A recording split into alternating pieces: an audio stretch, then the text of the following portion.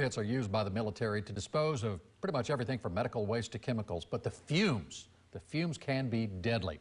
8 on your side, senior investigator Walt Buteau now with the latest on the fight against these and other toxic exposures.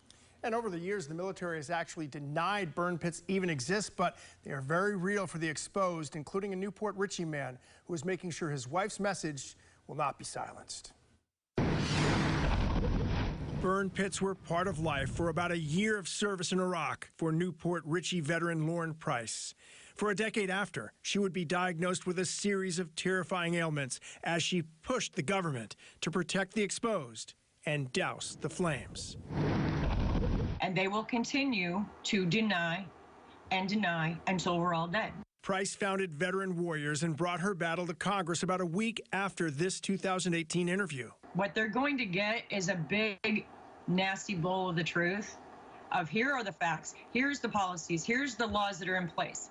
And these are the people that are dead or dying. Just days ago, her widower, who she raised 5 children with, returned to D.C. with more truth. She cannot be with us today because she died from her exposure to these toxins just 5 weeks ago. And an understandable fear about his year of exposure to the flames and fumes. I was almost always within 500 yards of Lauren, breathing the same air and traveling the same routes. Every day I wonder, is today the day that toxic exposure catches up with me? Lauren's most recent diagnosis hit Valentine's Day. An incurable cancer doctors said could be stalled for more than a year with chemotherapy.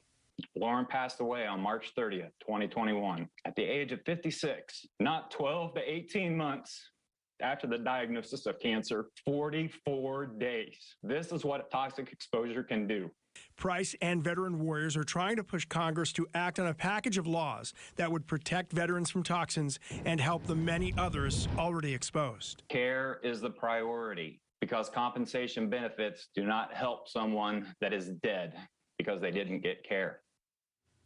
Price also reminded Congress burn pits are only one type of exposure source. He is also pushing to protect personnel exposed to chemical, biological, radioactive, and environmental toxins as well. It's just awful for him to think about and to see her, only 56 years old, and she's passed away. Any idea on how many veterans may have been exposed and will be dealing with this sort of trauma in their lives? So some idea, it's an estimate of about 216,000, but again, that's the number diagnosed, so the actual total is considered to be much higher than that, Keith. All right, thank you, Walt. And if you have something you'd like Walt to investigate, you can call the 8 on your side helpline. There's the number on the screen, 1-800-338-0808.